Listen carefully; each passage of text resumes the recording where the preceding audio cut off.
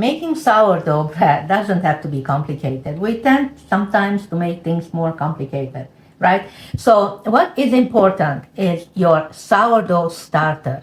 Now, what I like to do is feed my sourdough previous night and place it on the counter. The bubbles are active, and this is perfect. And now I'm going to measure starter. You always start with the water. I have here 3 cups of water, 700 ml of water. I'm going to add this to my bowl. And then I'm going to add the starter.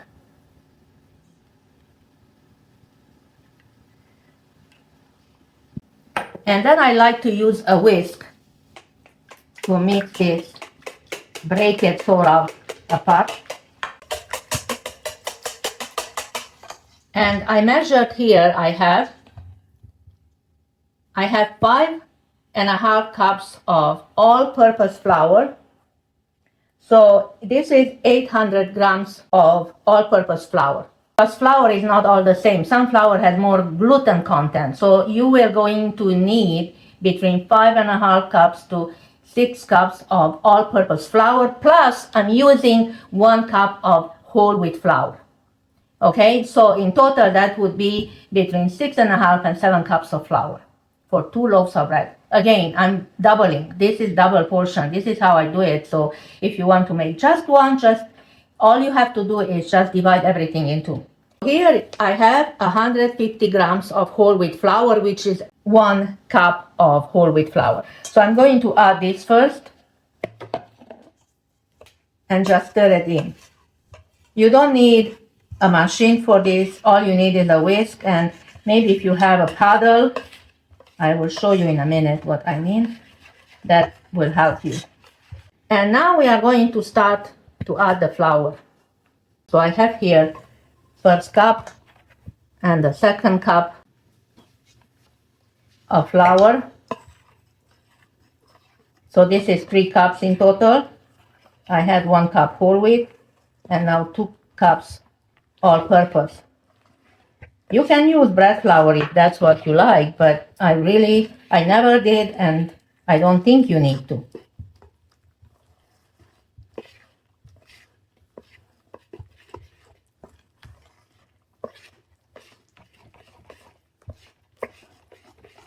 So mix it all in. And now I'm going to add, I have here 25 grams of Himalayan salt. If it's regular salt that you are using, you might only need 20 grams for 2 loaves. So 10 grams, about 10 grams per loaf. So I have 25 grams because Himalayan salt is not that salty as the regular salt. And let's just stir this in. And now add the rest of the flour. So that's cup number 4.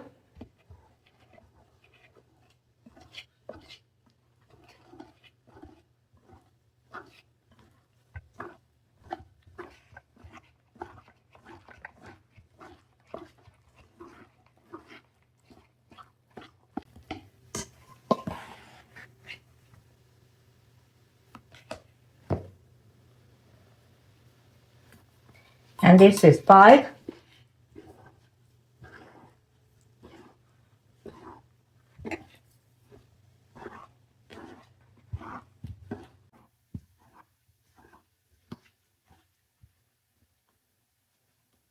And at this point, I'm going to remove my whisk.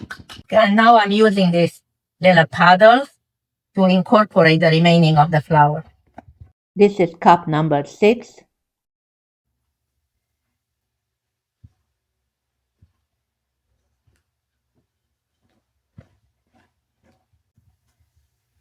And so you incorporate. You just scrape the side of the bowl and work around, turning the bowl around until you incorporate all the flour. And this is the remaining half a cup of flour, and this would be 6.5.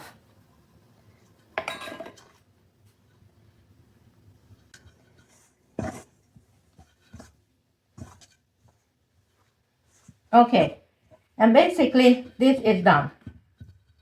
Our dough at this point is quite soft.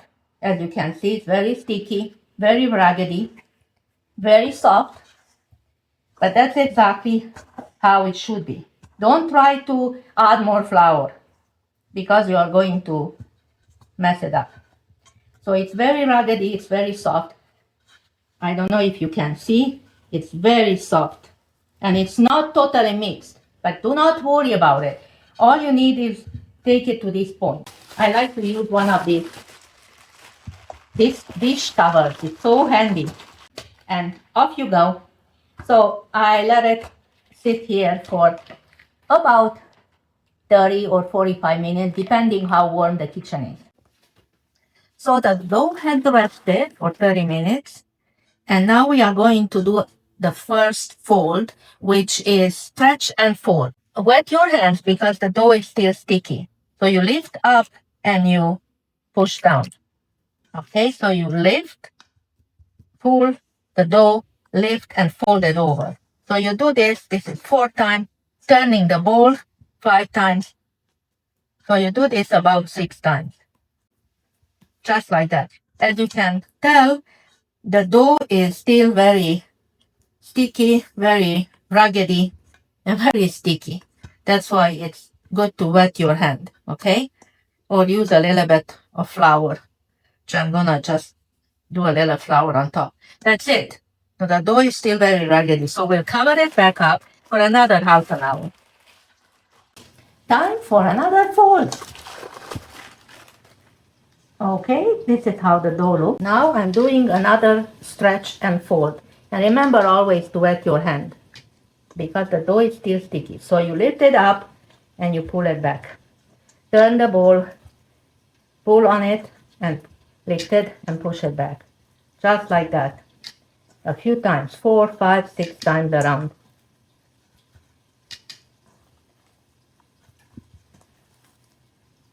That's it. And you can see already the dough is firming up. It's not so all over the place like before. So cover it back again, and then we are going to leave it now for 1 hour.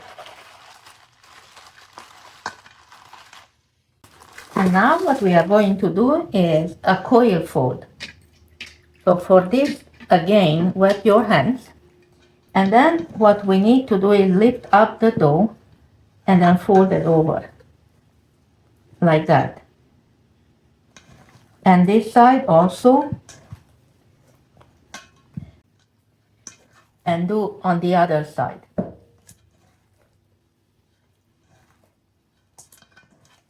So lift it up and fold it under.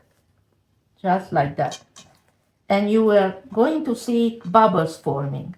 This will help strengthen the dough. And it's already looking much different than it was, right? So we are going to repeat this until I like to see the dough puff up, more risen, more smooth, more elastic, and these bubbles are gonna form on the surface. So after you've done this, on turning it over like this on one side and then turn it over on the other side, the front and the back, then you cover it back again and let it again rest for another hour. The dough has rested, and now what we are going to do is coil fold. Maybe what I'm going to do is remove it to the table. So you lift it up and fold it under. And then you lift this side up and fold it under, just like that. Then you turn it over and you lift up this other side and fold it over. And then this side and fold it over. And this will help strengthen the dough. So I'm going to put it back in this bowl now. And so cover it back again and let it rise for another hour. So what do you think of the sourdough bread making? Have you done any sourdough baking before? Or this is your first time that you are considering doing sourdough? Leave me a comment. Feel free to ask me questions and leave me a comment in the description below this video. I would love to hear your thoughts and your comments. If you enjoyed this video, hit the like button and If you haven't subscribed to my channel yet, please subscribe to my channel and hit the bell so you don't miss any of my recipes. And now it's time to shape the dough. I'm going to take it out on the table and see how it looks.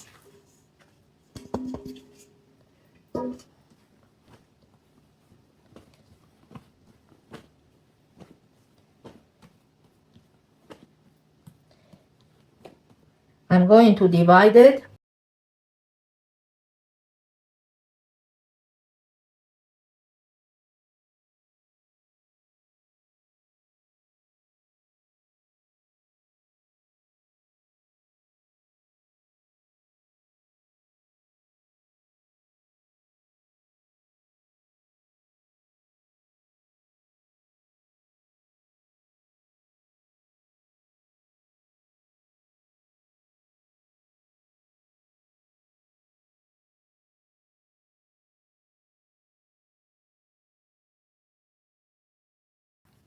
So we are going to shape it.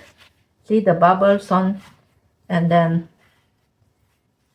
shaping it, it gives it more strength. And I'm going to place it a silicone bonnet on,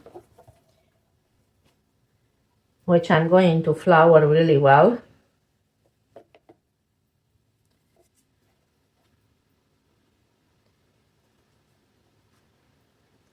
And I'm going to place like face down, like this. And I'm going to cover it and place it in the refrigerator until tomorrow. So I just like to simply fold half, fold the other half, press it down, use a little bit of flour if you need to, and then just fold this. There are different methods of shaping it, different ways, like this, like from two sides, and then again over like this. Pinch the sides together and just take the dough and roll it slightly under, just like that. Give it more strength, like this. I don't know if you can see the bubbles on top, but it has bubbles on top. So this one, I don't have another bonnet on, so I'm going to put it straight into my pan. So this one is going to go as it is. I'm not turning it over, just put a little bit of flour on my paper and put it there. I'm gonna place it in here. Straight, lift like this and place it into the pan. And then tomorrow I'm going to bake it. So this will sit in the refrigerator overnight. If you don't want to do a cold fermentation, many times if I start early in the morning, I have time to actually bake it in the evening or late afternoon. I cover it with a plastic and then I let it for an hour or so, depending on how warm the kitchen is, to just rise. So it will rise nicely and then I will bake it. But now it's already evening, so I'm gonna cover it and in the fridge it goes. And tomorrow I'm going to bake them. So this is next day. I took them out in the morning and I had to run out. I had an errand to run, so I left them here sitting. So they've been sitting here for about 2 hours. So, moment of truth. Let's see. Ah, look at that.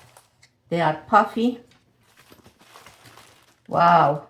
Okay, so this one I'm going to invert on a parchment paper.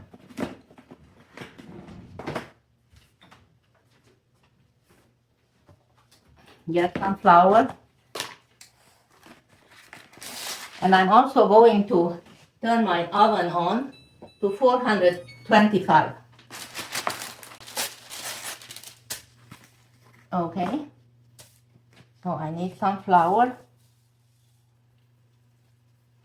This was the flour surface. Okay. And now turn it over. Oh.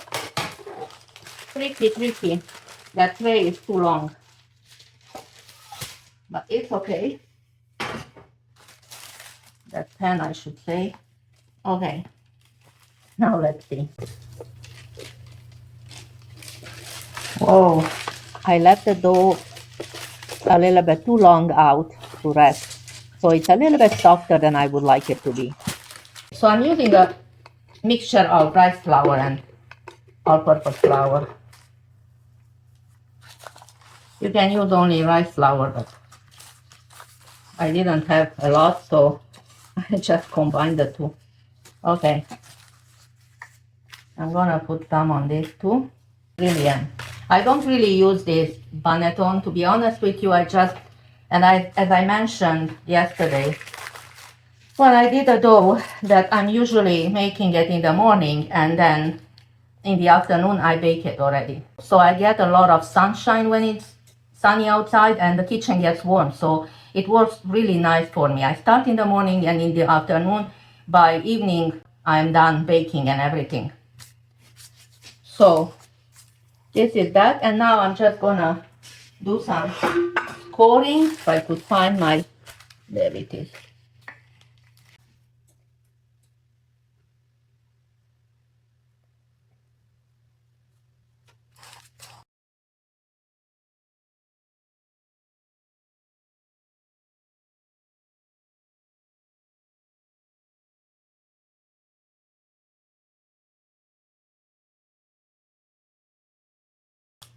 So that's that. And then on this one, I'm just gonna do just a score, one score. So if you want to watch more video about how I do sourdough, check out this video right here. So my oven is ready. I'm very curious how this is gonna turn out.